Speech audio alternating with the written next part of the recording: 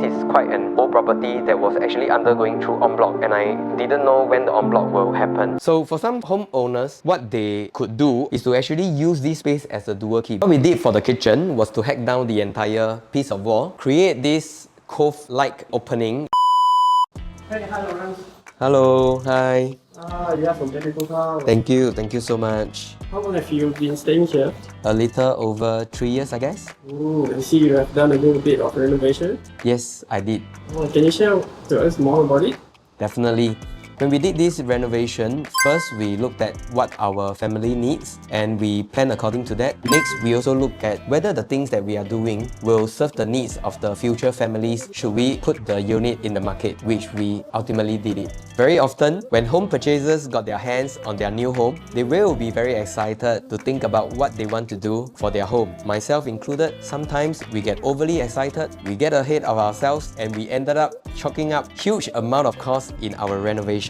I will be sharing with you what I have done for my home, what I have not done, and what are actually the considerations involved. Follow me. We can start from the entrance. We install this metal gate with metal strips that are open up in an angle so that we can allow the ventilation to pass through while providing privacy for my family. Because what we like is always to open the main door while we keep the metal gate closed. Here at the corridor, we have a bench. We also have a stool where we place the socks in there, and we actually custom made this shoe cabinet. We also ensure the width of the shoe cabinet is such that when you are seated at the sofa over there, you are able to get the privacy. The outsiders from out there are not able to have a clear view of us seated on the sofa. As you can see over here on this stretch, it is an entire row of wooden furnitures. We custom made this entire row of furnitures. Actually, my ID designed a feature wall for me, but because this is quite an old property that was actually undergoing through en bloc, and I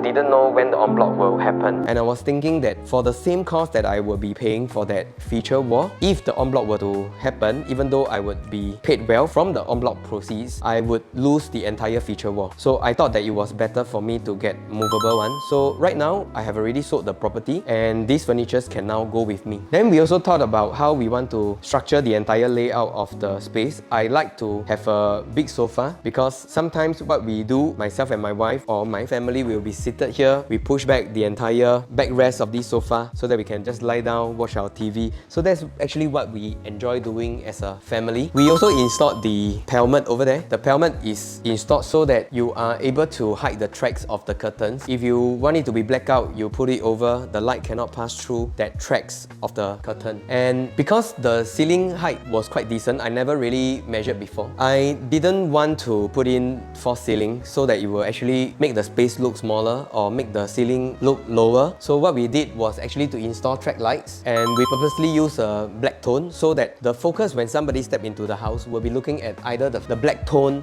fan or the track lights and not look at the tracks of the wiring. Like you can see all around the house, you can see the cables, the chunking, all that. My ID actually asked me to do false ceiling, but I didn't want to incur the cost, and like I said, I wanted the ceiling to look higher. So that is actually what we do, and I think actually it served us very well.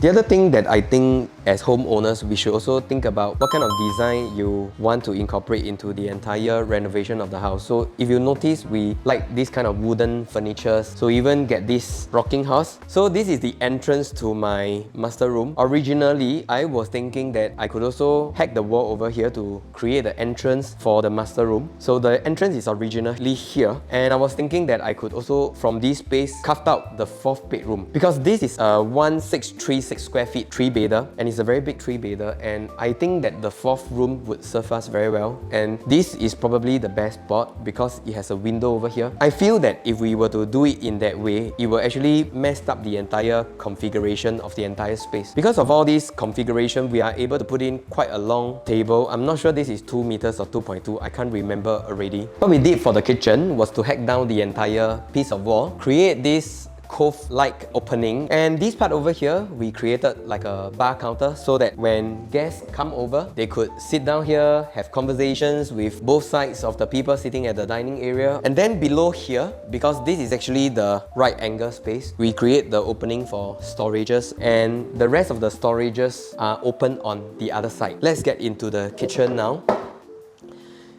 This part here, the opening is still the opening, there's no difference. Only that we created this wall to actually segregate between the dry kitchen area as well as the wet kitchen area. You can see that over here we have water dispenser. The water pipe is actually connected to the sink that is drawn from the wet kitchen area. Here in the wet kitchen area, the important thing was to ensure that the space is good for a good sized fridge. And then after that, we started doing the planning, how we want to do up the kitchen cabinet. You can see that this particular compartment here is actually measured in accordance to the size of a normal dishwasher, because we were thinking that in time to come, should we need it, then we can actually put in a dishwasher. We don't have to, redesign the entire space anymore. But for now, we don't need it. Behind this wall, we actually put the backsplash on two sides. So we put in the glass so that when you do heavy cooking, it's also easier for us to wipe it. We install the cove lights over here so that in the middle of the night, if you want to come into the wet kitchen to get your stuff and you are already sleepy, you don't want the lights to make you awake, then you can actually turn on these cove lights. This particular area here is actually the entrance of one of the common bathroom, but I will show you later on why we decided to seal it. On this part here, by sealing that entrance up, enable us to have a longer storage area both on the lower and also the upper side. Over here is actually the storeroom where we keep our barang-barang, and then this part here is the other entrance that can get you to the lift lobby. So for some homeowners, what they could do is to actually use this space as a dual key, because remember, this part was the entrance to one of the common baths. So if you partition this space out, that particular tenant will be able to use this as their room with an attached toilet. So you just need to provide a washer, dryer, and also some induction cooker, and you could essentially rent the entire space as a studio. And these tenants do not share the same entrance as the homeowner, so that's how you could reconfigure the entire space to be a dual key. Over here, you could also see that we installed the cooker hood, and on the inside, it is actually the entire tunnel of the cooker hood that actually draws the smoke out of the house. So you could see that over here we have a little box up also. This box up would connect with the ventilation fan, which was originally that of the common bath, and then it goes together in the same tunnel to draw the air to the outside of the house. This was the original site where the entrance is, and I found that it was quite an odd configuration because when you step into the bathroom, you are already stepping into the wet zone already, and then the toilet is actually here. So by closing up the entrance, opening up the entrance over here, it ensures a better flow of how a toilet can be used for. The only challenge was to actually find a smaller sink like this one to put it right in the middle, because as you can see, if the door is here, you don't really have much other options in terms of where you want to place your sink. So thank God we are able to find this small sink to fit the entire toilet, and in fact it's quite a nice toilet, and the ventilation fan is right there.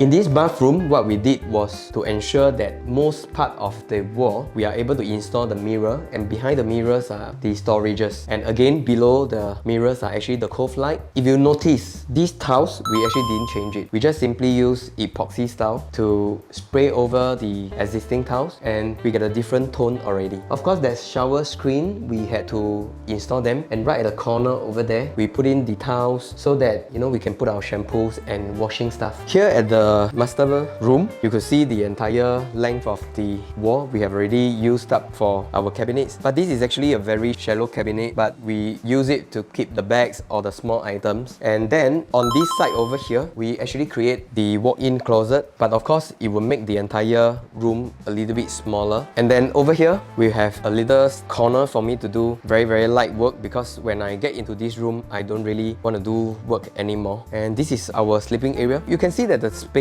now is a little bit tighter, but it still is able to put in a king bed. And we like our headboard to be done this way with the cove light coming up from that side. And likewise, we also installed the pelmet to hide the tracks of the curtains. And if you notice by now, every part of the house, as much as we can, we will put on the ceiling fan with light so that we could use them without having the need for standing fan that will take up the area.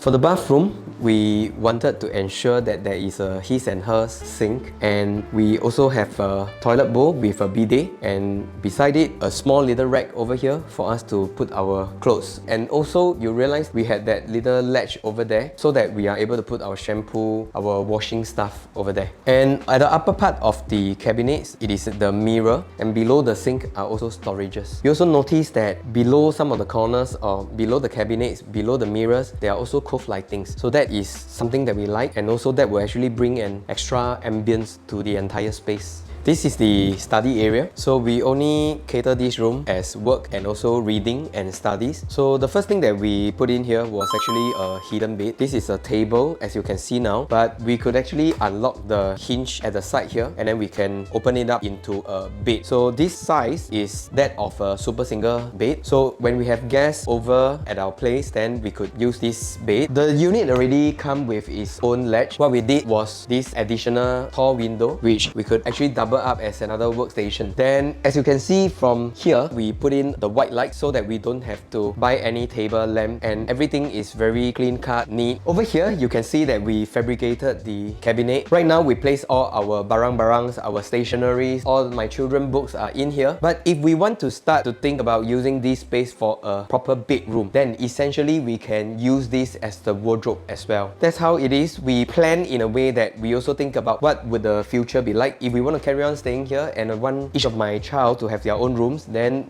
this would be the cabinet that they can use. Come to the last room.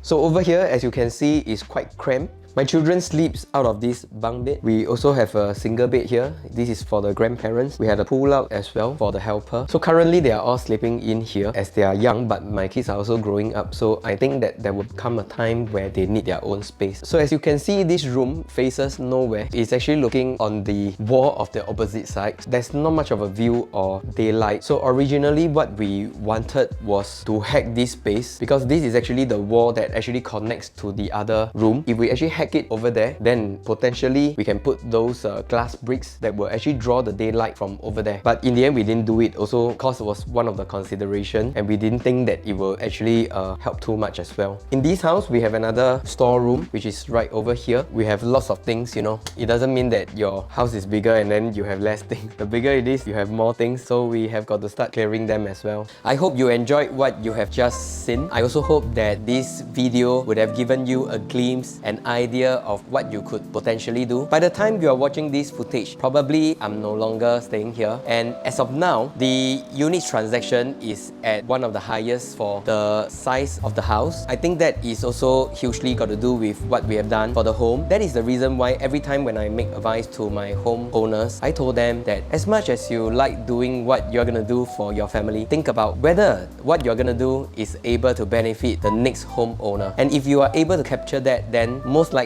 there is a good possibility of you capitalizing on what you have done and making the full potential of what the home can reap you. Okay, that's all for now. See you till the next video. Bye bye.